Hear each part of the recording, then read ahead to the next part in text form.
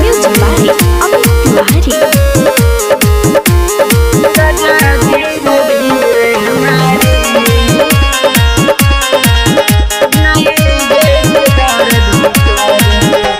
सुनिए राजा जानी करी न मना मानी कि लाहे लाहे दहिया पचरी। सुनिए राजा जानी करी न मना मानी कि लाहे लाहे दहिया पचरी। राजा धीरे धीरे मारी, राजा धीरे धीरे मारी, नहीं देह के दर्द उखारी, राजा धीरे धीरे मारी।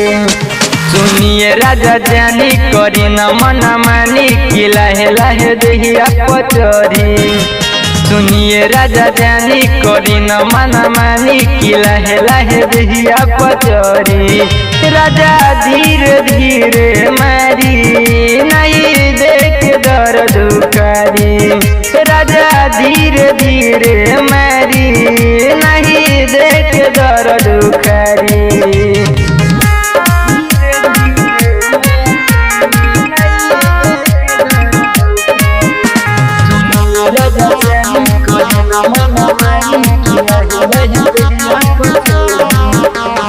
दहिया में हमरा तू सटता रह, बहिया से काहे लिपटता रह, कोई के मस्ती काहे जबरदस्ती, दहिया पर हमरा तू चढ़ता रह। तर पावतार रोआवतार मजा मारता रह तू बारी।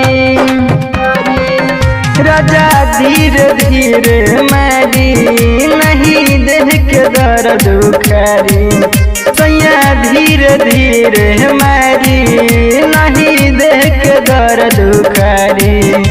सुनिए राजा जानी करी न मना मानी कि लाहे लाहे दहिया पचरी।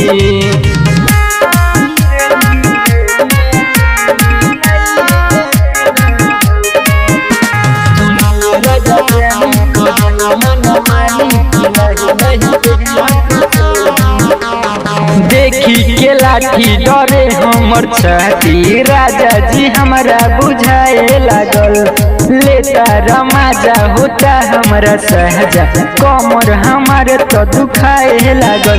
प्रकाश प्रेमी दी ना छोड़ी, पप्पू राजन से कहे के परी। राजा धीरे धीरे मारी, राजा धीरे धीरे मारी, नहीं देख के दर्द उखारी, राजा धीरे धीरे मारी। सुनिए राजा जानी करी न मना मानी कि लाहे लाहे दहिया पचरी।